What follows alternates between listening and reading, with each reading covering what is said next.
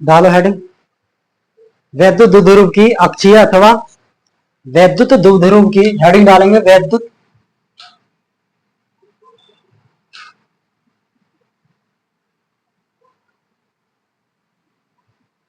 द्विध्रुव की अक्षीय अथवा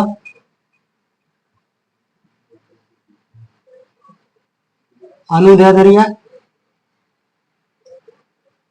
वैद्युत द्विध्रुव की अक्षीय अथवा अनुदैर्ध्य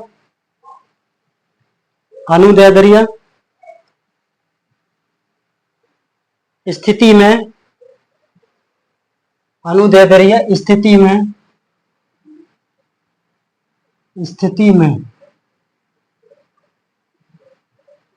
वैद्युत क्षेत्र की तीव्रता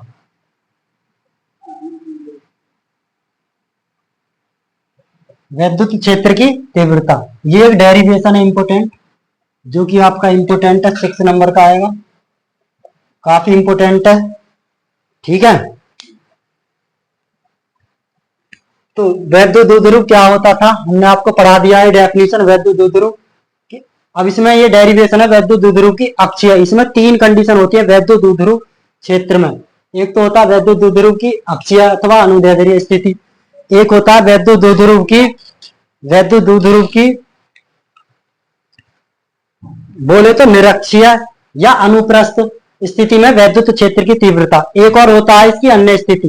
तो इसमें 3 कंडीशन होती है। तो पहला डेरिवेटिव पढ़ेंगे यहाँ पर हम, तो क्या है, तो सबसे पहले इसमें हम डायग्राम बनाएंगे आप, क्योंकि इसमें फिजिक्स में क्या होता है बिना डायग्राम के हम डेरिवेशन नहीं कर सकते, तो पहले डायग्राम बनाना अति आवश्यक होता है। तो बनाते हैं डायग्राम, इधर को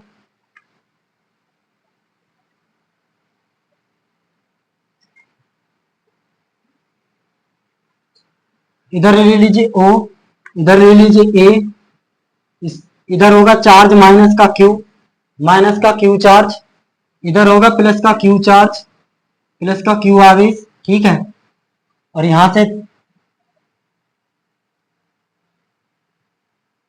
इसे ले लीजिए आप बी पार्ट, क्या ले लिया ये बी पार्ट प्लस का क्यू चार्ज,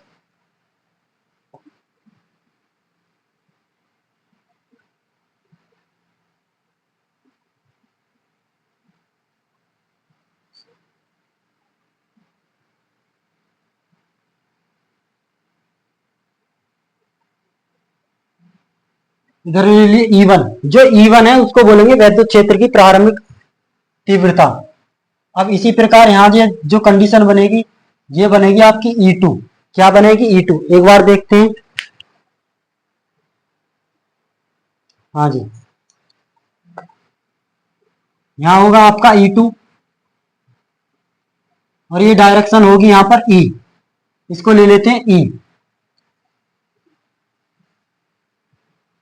इधर डिस्टेंस लेते हैं ए से लेकर बी तक की जो दूरी है, दोनों बिंदुओं के बीच की दूरी, जो हमने आपको पढ़ाया था वैद्युत द्विध्रुव आघूर्ण जो होता है उसकी डेफिनेशन होती है P बराबर 2QL, ये डेफिनेशन होती है। तो यहाँ से यहाँ तक की दूरी को हम 2L ले लेते हैं। जब हमने यहाँ से यहाँ तक 2L ले लिया तो ये वाला पार्ट कितना बचा, O से लेकर A से O तक का पार्ट, ये बचेगा आपका L पार्ट, और यहाँ से यहाँ तक की डिस्टेंस होगी आपकी L। इसको नोट करते रहें, साथ के साथ डायग्राम को बनाते रहें। ठीक है,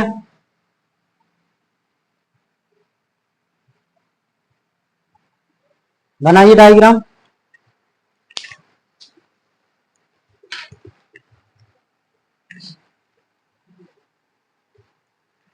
इस पॉइंट को ले लेते हैं P पॉइंट, क्या लेते हैं P पॉइंट।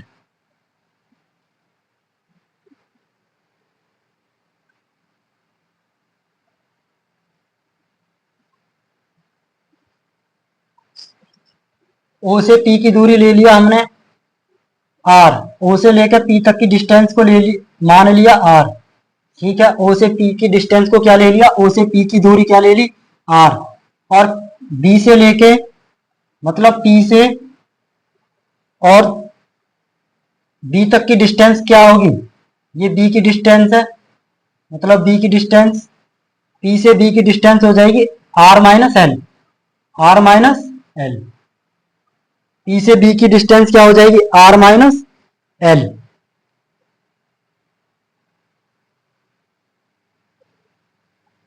बात करूं ए से पी की डिस्टेंस, ए से पी की डिस्टेंस निकालता हूं। ए से पी की डिस्टेंस हो जाएगी आर प्लस का L, R plus L, R plus का एल। इसको बना लीजिए, डायग्राम है आपका।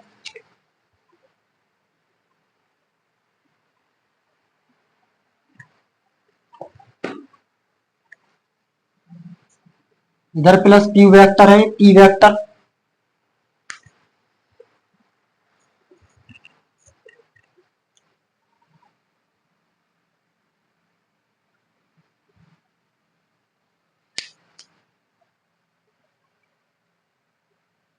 ये पी पॉइंट है।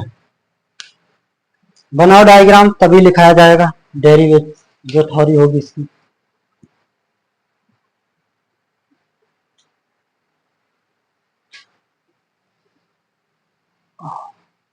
इस पर वेक्टर ले लेते हैं, वेक्टर ले लीजिए, क्योंकि ये सदिश राशि होती है। वैद्युत ध्रुवागुण, वैद्युत क्षेत्र की तीव्रता।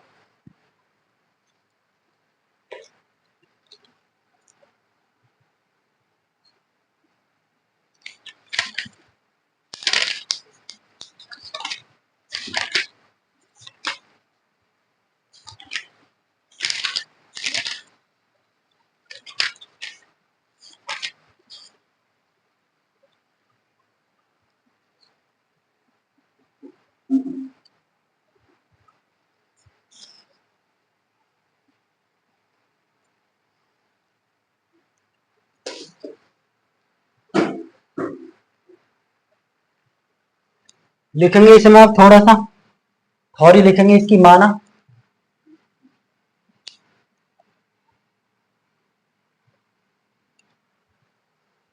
मान लेंगे, माना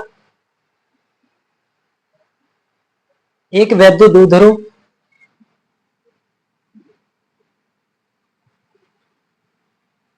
माना वैद्युत द्विध्रुव, हमने मान लिया वैद्युत द्विध्रुव ए बी, मान लिया वैद्युत द्विध्रुव ए बी समान परिमाण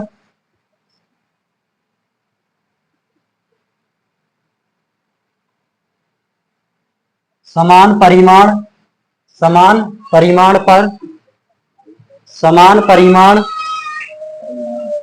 एवं विपरीत प्रकृति, समान परिमाण एवं विपरीत प्रकृति। लिखो जल्दी से। माना वैद्युत द्विध्रुव ए बी समान परिमाण एवं विपरीत प्रकृति,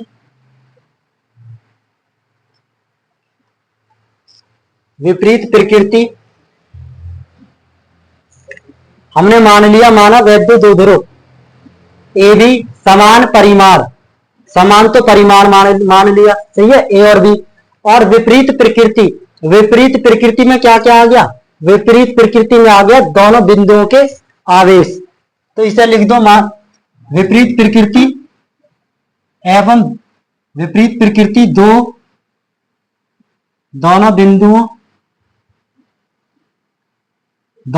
आवेशों, दोनों बिंदु आवेशों माइनस क्यू तथा प्लस क्यू, माइनस क्यू तथा प्लस क्यू, माइनस क्यू तथा प्लस क्यू से मिलकर बना है। माइनस क्यू तथा प्लस क्यू से मिलकर बना है, से मिलकर बना है। इसे लिखो यहां तक। हमने मान लिया, माना वैद्युत द्विध्रुव ए बी समान परिमाण एवं विपरीत प्रकृति के दोनों बिंदु आवेशों माइनस क्यू और प्लस क्यू से मिलकर बना है। माइनस क्यू और प्लस क्यू से मिलकर बना है। ये प्लस क्यू है और ये माइनस क्यू है, से मिलकर बना है। लिखो थ्योरी को।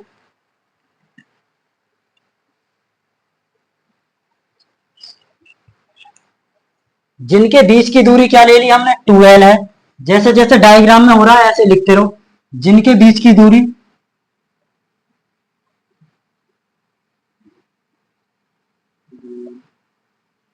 जिनके बीच की दूरी 2l है, जिनके बीच की दूरी 2l है, जिनके बीच की दूरी 2l है,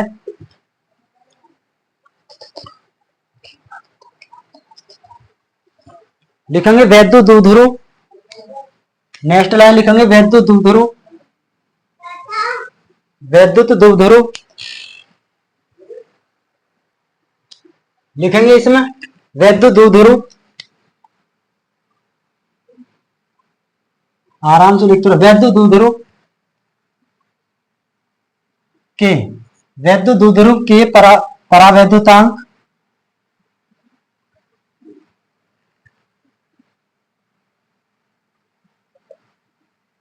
परावैद्युतांक मतलब के कोई परावैद्युतांक माध्यम में है। कैसा माध्यम है? के वाला माध्यम परावैद्युतांक, जो मैंने आपको बताया था डेरिवेशन जब पीछे मैंने करा था, के क्या होता है? परावैद्युतांक। क्या के वायु के लिए 1 होता है, अन्य के लिए इन्फिनिटी होता है ऐसे, ठीक है, वो वाला ये माध्यम है। तो हमने मान लिया के परावैद्युतांक माध्यम में है, बस इतना लिख लो, परावैद्युतांक के माध्यम में स्थित है, ठीक है।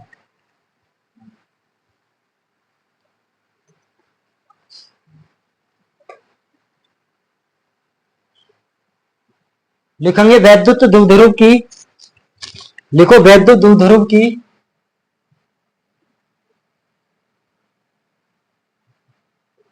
वैद्युत द्विध्रुव की अक्ष, लिखो वैद्युत द्विध्रुव की अक्ष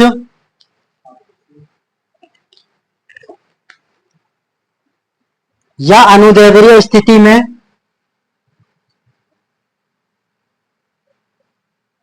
अक्ष या अनुदैर्ध्य स्थिति में, अनुदैर्ध्य स्थिति में, इसमें क्या बोल रहा है कि वैद्युत द्विध्रुव की अक्ष, अक्ष या अनुदैर्ध्य स्थिति में, द्विध्रुव के केंद्र ओ से, द्विध्रुव के केंद्र ओ से, इस वाले केंद्र ओ से स्थिति में, द्विध्रुव के केंद्र सेंटर ओ से, सेंटर मतलब ओ से बिंदु पी, ओ से बिंदु पी मत लिखो, ओ केंद्र ओ से आर दूरी पर स्थित, से आर दूरी पर, आर दूरी पर स्थित, आर दूरी पर स्थित बिंदु ओ से आर दूरी पर स्थित, ये रहा आर दूरी पर स्थित, आर दूरी पर स्थित बिंदु पी, आर दूरी पर स्थित बिंदु पी पर वैद्युत क्षेत्र, वैद्युत क्षेत्र की तीव्रता, वैद्युत क्षेत्र की तीव्रता, तीव्रता ज्ञात करनी है।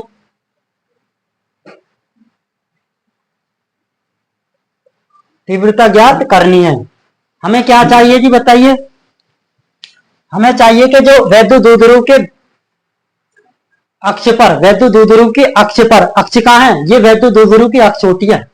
वैद्युत द्विध्रुव की अक्ष पर ओ बिंदु से बिंदु पी, अब बिंदु पी तक की जो दूरी है, दूरी को मतलब बिंदु पी तक की जो दूरी पर, बिंदु पी पर वैद्युत क्षेत्र की तीव्रता निकालनी है। बिंदु पी पर ही तो वैद्युत क्षेत्र की तीव्रता, ठीक है। तो नेक्स्ट लाइन से लिखेंगे, लिखो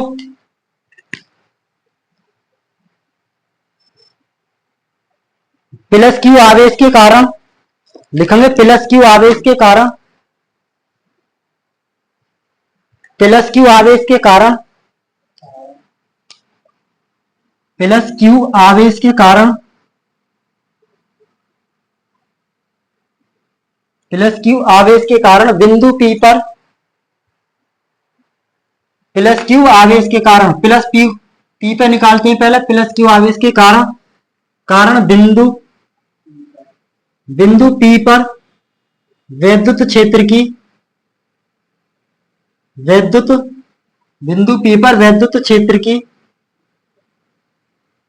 वैद्युत क्षेत्र की तीव्रता, वैद्युत क्षेत्र की तीव्रता। अब जो वैद्युत क्षेत्र की तीव्रता होगी ये होगी आपकी बी से पी की ओर।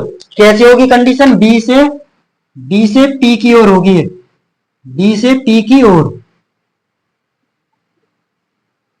मतलब इसकी जो डायरेक्शन होगी बी से किधर होगी? बी से पी की तरफ होगी। जब बी से पी की तरफ होगी तो यहां से इसकी वैल्यू बताइए क्या दे रखी है? बी से पी तक की दूरी ये दे रखे, तो फॉर्मूला क्या होता है वैद्युत क्षेत्र की तीव्रता का? इसे ले लेंगे E1 बराबर, फॉर्मूला होता है 1/4 पाई एप्सिलॉन 0 इंटू के, क्या होता है? अब यहां से आर जो वैल्यू, वो जो दे रखे वैल्यू जो थी आपकी क्या थी? आपकी वैल्यू थी प्लस क्यू आवेश के कारण और पी थी, तो यहां पर क्या वैल्यू आ जाएगी आपकी, ये आ जाएगी क्यू। क्यू अपॉन कितना हो जाएगा, क्यू माइनस, मतलब आर की वैल्यू क्या है, डिस्टेंस यहां से यहां तक की दूरी, आर माइनस एल, और आर स्क्वायर होता तो आर माइनस एल का होल स्क्वायर। ये इक्वेशन बनी आपकी फर्स्ट। करो नोट, यहां तक मैंने शॉर्ट कर दिया है थोड़ा सा, करो डेरिवेशन को।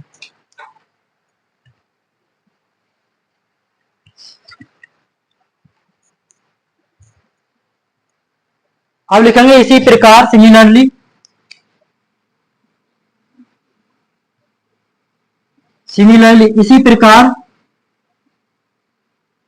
इसी प्रकार निकालेंगे प्लस क्यू माइनस क्यू आवेश, माइनस क्यू आवेश, माइनस क्यू आवेश के कारण, माइनस क्यू आवेश के कारण बिंदु P पर, बिंदु P पर वैद्युत, बिंदु P पर वैद्युत क्षेत्र की, वैद्युत क्षेत्र की तीव्रता, बिंदु P पर वैद्युत क्षेत्र की तीव्रता, इसको ले लेता हूं मैं E1, E2 मान लेता हूं। क्या मान लेता हूं, E2। ये क्या हो गया, E2।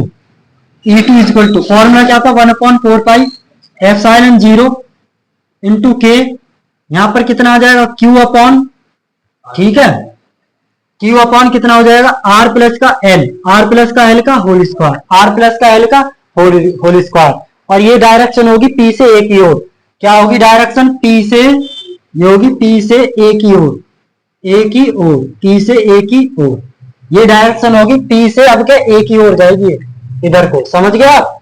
जब P से A की ओर जाएगी, अब यहाँ Q क्यों आ रहा है, क्योंकि Q1 Q जो है वो हम एक आवेश मानते हैं, इसका परिमाण, इसका परिमाण ले लिया मैंने Q आवेश, समझ गए। इसका जो परिमाण है इसमें लिखा है, तो इसका जो परिमाण होगा समान है, तो Q1 Q का जो परिमाण है वो मैंने समान लिया। यानी फॉर्मूला क्या होता है, Q1 Q2 upon R square नहीं होता है, तो इसलिए मैंने एग्जैक्ट Q ले लिया यहाँ पर, और यहाँ पर भी Q। इक्वेशन नंबर होगी आपकी सेकंड। यहाँ तक नोट कर लीजिए आप जल्दी से।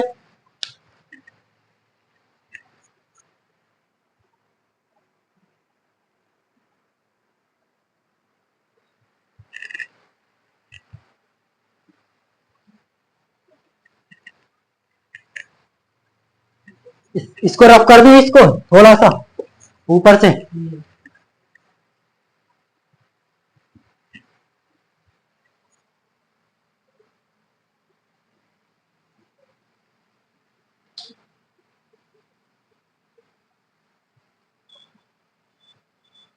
हेड अब डालिए, अतः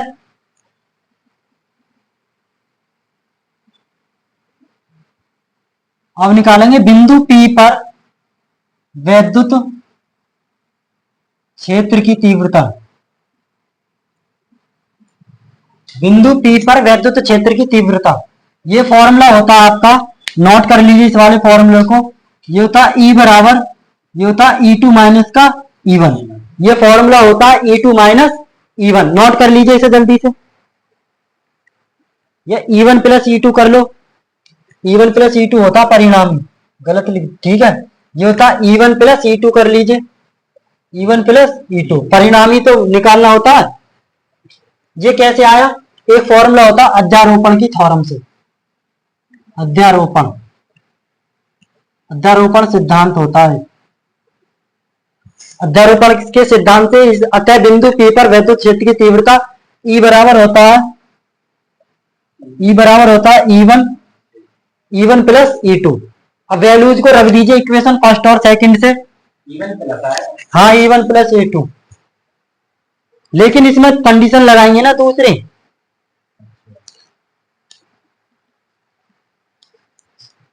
अब लिखेंगे E1 प्लस E2 आ गया, लेकिन यहां लिखेंगे परंतु जो E1 व E2 है, जो E1 व E2 है, इनका जो आवेश, इनकी जो कंडीशन है, आवेश जो है क्या है, विपरीत है। दिशाएं कैसी हैं इनकी, विपरीत। जो E1 व E2 है की दिशाएं कैसी हैं, दिशाएं बताइए, दिशाएं कैसी थी, एक की थी B की, एक की P की ओर, एक की थी P से A की ओर। इसकी जो दिशाएं हैं कैसी हैं, वो विपरीत है, विपरीत है जी। जब विपरीत है, अतः अब लिखेंगे, हाँ जी, एक लाइन लिखो, लिखो अतः बिंदु P पर, लिखो अब लिखी जाएगी लाइन अतः बिंदु P पर, अतः बिंदु P पर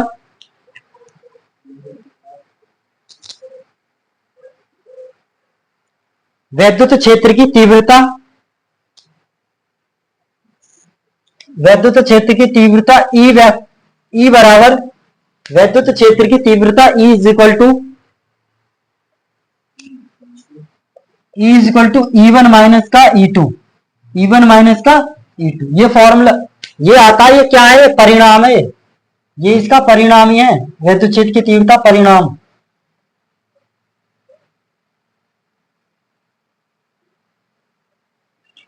समझ गए, परिणामी वैद्युत क्षेत्र की तीव्रता होती है E बराबर E2 माइनस का E1। अब यहां पर रख दीजिए इक्वेशन नंबर फर्स्ट से इक्वेशन नंबर सेकंड से वैल्यूज पुट कर दीजिए। ये वाला हो गया नोट, तो करते हैं E is equal to 1/4 pi epsilon 0 into के 1/k Q upon r minus के l का होल स्क्वायर, और माइनस का वैल्यू दे रखी है 1/4 pi epsilon naught 1/k into Q upon r plus के l का होल स्क्वायर। समझ गए, इसको रफ कर दिया जाए, ये वाला नॉट हो गया, नीचे वाला ये सेकंड इक्वेशन तक।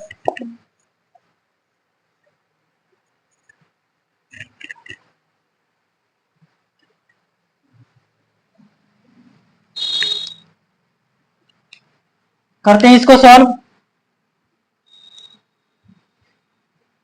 ई वेक्टर बराबर लाते हैं यहां से एक फॉर्मूला निकाल कर derivation 1/4 pi epsilon 0 into 1/k common है जी, यहां से 1/4 पाई एप्सिलॉन 0 इंटू 1/k। समझ में आ रहा है, ये कॉमन आ रहा है दोनों में। जब ये कॉमन है तो यहाँ कितनी वैल्यू बचेगी, देखो क्यू भी कॉमन है, समझ में आ रहा है, तो क्यू भी कॉमन है दोनों स्थानों से, यहाँ से क्यू कॉमन है 1/4 पाई एप्सिलॉन 0 और के 1/4 पाई एप्सिलॉन 0 और के भी कॉमन है, तो यहाँ कितनी वैल्यू बचेगी 1/r माइनस के एल का होल स्क्वायर, माइनस के 1/, यहाँ बचेगी r प्लस का एल का होल स्क्वायर। समझ गए आप, इसको और थोड़ा सा सॉल्व करें 1/4 पाई एप्सिलॉन 0 क्यू अपॉन के इंटू, यहाँ पर एलसीएम आ जाएगा आपका r माइनस के एल का whole square into r plus L का होल स्क्वायर। इसकी मल्टीप्लाई इधर कर दीजिए, इसकी मल्टीप्लाई इधर, क्रॉस मल्टीप्लाई जो करते हैं एलसीएम लेकर, तो यहाँ जो होगा एल प्लस आर प्लस के एल का होल स्क्वायर और माइनस का आर माइनस के एल का होल स्क्वायर। अब यहाँ से एक फॉर्मूला होता है, उसको मैं लिखता हूं, थोड़ा शॉर्ट हो जाएगा, आपने पढ़ा होगा 10th क्लास में। एक फॉर्मूला होता है, यदि a प्लस बी की पावर 2 और आप माइनस आ जाए a माइनस बी की पावर 2, तो इसका मान कितना आता है डायरेक्टली, इसका मान आता है आपका 4ab। ये तो होता है फॉर्मूले में, ये होता है आपका 4ab। यदि मैं इसको ओपन करता हूं a square plus B square plus के 2ab माइनस का minus of a square plus B square minus के 2ab, जो प्लस की वैल्यू थी इस ये माइनस उसे माइनस बना देंगी, तो माइनस से प्लस वाली वैल्यू कैंसिल आउट। देखो मैं ओपन करता हूं a स्क्वायर प्लस का बी स्क्वायर प्लस का 2ab minus of a square plus B square और माइनस का 2ab। ठीक है, a स्क्वायर प्लस का बी स्क्वायर और प्लस का 2ab, माइनस की मल्टीप्लाई करता हूं, माइनस का स्क्वायर माइनस का बी स्क्वायर, ये माइनस माइनस प्लस का 2ab, तो ये वैल्यू कट जाएंगी, कितना बचा 2ab 4ab। तो इसी प्रकार हम इसको लिख सकते हैं डायरेक्टली, a मानो इसे b मानो, a प्लस बी का होल स्क्वायर माइनस के a माइनस बी का होल स्क्वायर। तो यहां से कंडीशन बनेगी 1/4 पाई एप्सिलॉन 0 क्यू अपॉन के इंटू यहाँ बन जाएगी आपकी 4rl। समझ गए, क्योंकि a का मान है आपका r और b का मान क्या है l, और अपॉन में ये भी एक फॉर्मूला होता है। यहाँ से यदि ये जो स्क्वायर है इसको मैं इतना लिख सकता हूँ, a square into B square लिख सकता हूँ क्या, ए बी का होल स्क्वायर कर सकता हूँ इसको, ये दोनों इसको a मान लो और इसको b मान लो, इसको लिख सकता हूँ इतना। अब मैं इसको अंदर ही अंदर ओपन करता हूं, इसका मतलब a का मान क्या माना r माइनस एल और b का मान क्या मान रहा हूं मैं r प्लस एल, और इसका भी चल रहा है आपका होल स्क्वायर। तो यहां से फॉर्मूला ना होता है, कौन सा फॉर्मूला होता है, a plus B first bracket second bracket a minus B, ये होता है a square minus B square, यही तो फॉर्मूला होता है। तो यहाँ से क्या कंडीशन आ जाएगी, एक में जोड़ दीजिए और एक में घटा दीजिए, यहाँ से कंडीशन बनी r स्क्वायर माइनस का एल स्क्वायर और होल स्क्वायर अपने आप चल रहा। तो हम इसको कितना लिख सकते हैं, यहाँ से काफी लाइन बचा दी मैंने, अब आपको यहाँ से कर सकते हैं इसको साइड में रख करके, नहीं तो एक पेज और जाता अभी तक। तो यहाँ से करते हैं आर, यहाँ से कितना हो जाएगा आर स्क्वायर माइनस का एल का स्क्वायर का होल स्क्वायर। ये बात आई समझ में, बताइए, नोट करो यहाँ तक जल्दी से।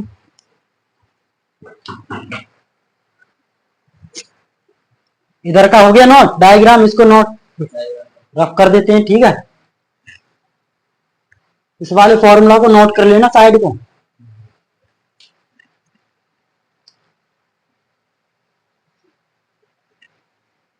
ठीक है, लिख दूंगा मैं दोबारा, इधर लिख देता हूं, ठीक है। इधर देखो, इधर लिख देता हूं ए प्लस बी की पावर 2 और minus of A minus B की पावर 2। ये फॉर्मूला होता है 4ab, ठीक है। ये फॉर्मूला यूज हुआ, फॉर्मूला तो और एक फॉर्मूला ये यूज हुआ ए स्क्वायर माइनस बी स्क्वायर, ये होता है ए प्लस बी और सेकंड ब्रैकेट ए माइनस बी। ये फॉर्मूले यूज हुए तुम्हारे दोनों स्थानों पर, न्यूमरेटर और डेनोमिनेटर में, समझ गए। आइए करते हैं इधर इसे और सॉल्व थोड़ा सा।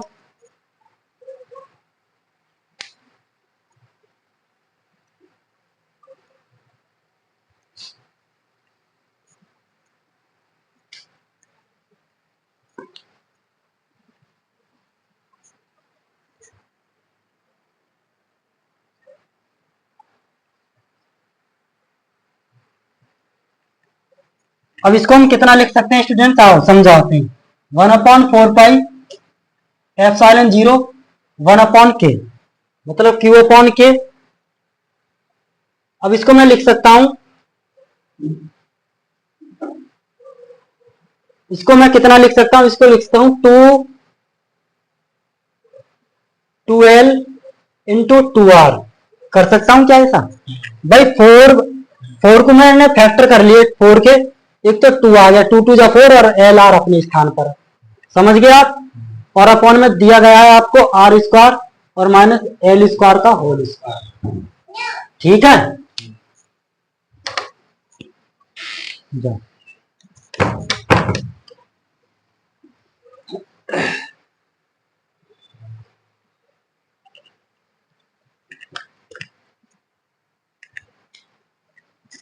करते हैं इसे सॉल्व। एक फॉर्मूला पढ़ाया होगा मैंने आपको, वैद्युत द्विध्रुव आघूर्ण का जो फॉर्मूला होता है P बराबर होता है, P बराबर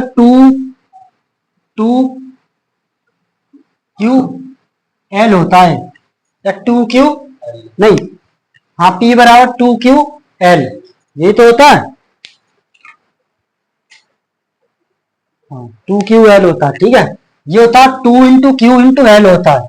अब यहां पर देखिए आप, P बराबर होता है 2QL, और आपके सामने ये जो Q था यहाँ पर, ये वाला Q, ये वाला जो Q था उसको मैं कहां पर इंक्लूड कर देता हूं, इसको मैं यहां पर लगा देता हूं, समझ गया। ये बन गया 2QL। तो 2QL के स्थान पर मैं कितना पुट कर सकता हूं, इससे P रख सकता हूं। तो यहां से एक लाइन और लिखते हैं, 1/4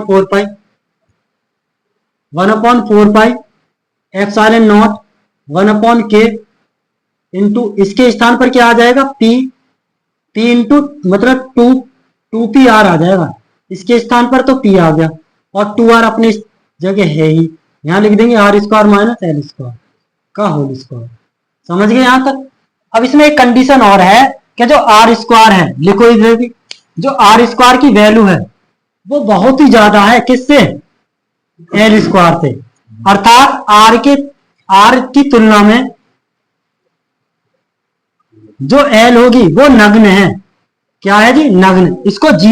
इसको किसके बराबर ले लेंगे, इसे 0 के बराबर ले लेंगे, अर्थात इसे मान लेंगे एल बराबर 0 ले लो, या इसको छोड़ ही देते हैं, नग्न मान लेते हैं, समझ गए। तो यहां पर कितना लिखा जाएगा, 1/4 एप्सिलॉन 0 1/k इंटू, इधर चल रहा आपका 2PR, और इधर कितना हो जाएगा, एल स्क्वायर 0 बन गया, तो यहां कितना बचा, यहां बचा आर की पावर 2 है, आर की पावर 2 की भी पावर 2, समझ गए, क्योंकि एल के स्थान पर क्या बन गया, 0 आ गया।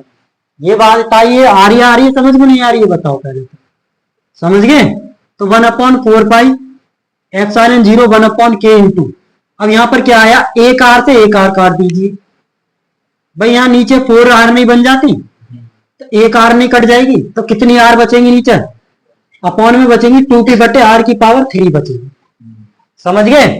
जब 2p/r³ बचा यहाँ पर, अब यहाँ से एक फॉर्मूला आया E बराबर, यही तो फॉर्मूला होता है 1/4πε0। अब यहाँ जो k का मान दे रखा है, k का माध्यम कैसा एयर है, तो k के स्थान पर 1 लिख लेंगे। k के स्थान पर कितना आ जाएगा 1, क्योंकि परावैद्युतांक होता है, तो k के स्थान पर 1 रख लीजिए। तो फॉर्मूला क्या बना आपका 1/4πε0 2p/r³। और इसका न्यूटन इंटू क्या होता है, न्यूटन इंटू मीटर होता है कूलाम, बताइए। न्यूटन बटे कूलाम होता है, न्यूटन बटे कूलाम होता है। अपॉन में होता है ना कूलाम, न्यूटन बटे कूलाम। ये फॉर्मूला होता है आपका, इसको नोट कर लीजिए, यही आपका डेरिवेशन था, यही मुझे फॉर्मूला निकाल के लाना था। ठीक है, करो नोट जल्दी से। ये आएगा आपका जो मैंने अभी तक कराया है, 6 नंबर का आता है पेपर में, 100% आता है, इंपोर्टेंट है काफी, मैंने लिख दिया। क्या था, वैद्युत द्विध्रुव की अक्षीय अथवा अनुदैर्ध्य स्थिति में वैद्युत क्षेत्र की तीव्रता।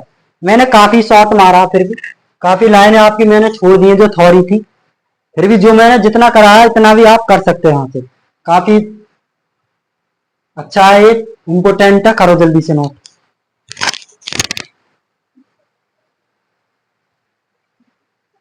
लिखेंगे इसमें थोड़ा सा लिखेंगे, आता है वैद्युत द्विध्रुव की अक्षीय अथवा वैद्युत द्विध्रुव की अक्षीय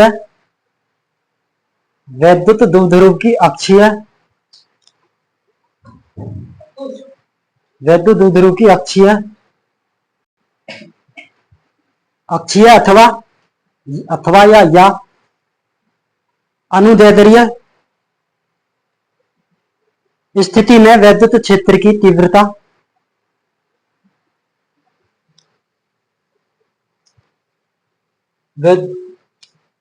वैद्युत अनुदैर्ध्य स्थिति में वैद्युत क्षेत्र की तीव्रता लिख लो। वैद्युत क्षेत्र की तीव्रता की दिशा, वैद्युत क्षेत्र की तीव्रता की दिशा, डायरेक्शन, वैद्युत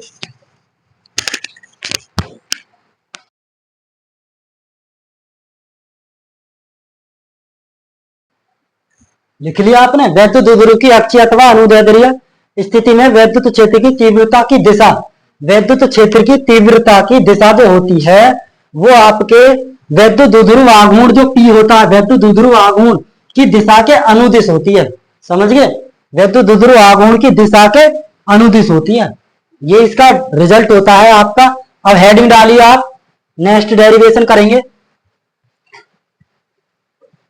हेडिंग डालिए वैद्युत द्विध्रुव की, हेडिंग डालिए वैद्युत द्विध्रुव की निरक्षीय, वैद्युत द्विध्रुव की निरक्षीय अथवा अनुप्रस्थ,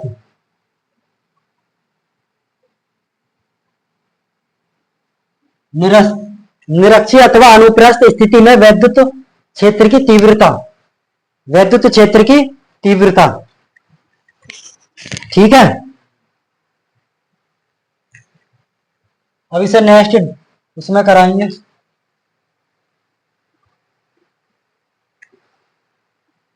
इस वाली हेडिंग को डाल लीजिए, कल कराएंगे अब। ठीक है, नेक्स्ट डे। इसमें दो डेरिवेशन है ये इंपोर्टेंट, एक तो निरक्षीय स्थिति और एक आपकी अक्षीय स्थिति जो हमने अभी बताई थी। एक और स्थिति होती है, विशेष स्थितियां होती हैं तीसरे नंबर पर, वो इतनी इंपोर्टेंट नहीं है, लेकिन उन्हें भी हम करा देंगे जल्दी। ठीक है, तो कर लीजिए, कल मिलते हैं। ठीक है।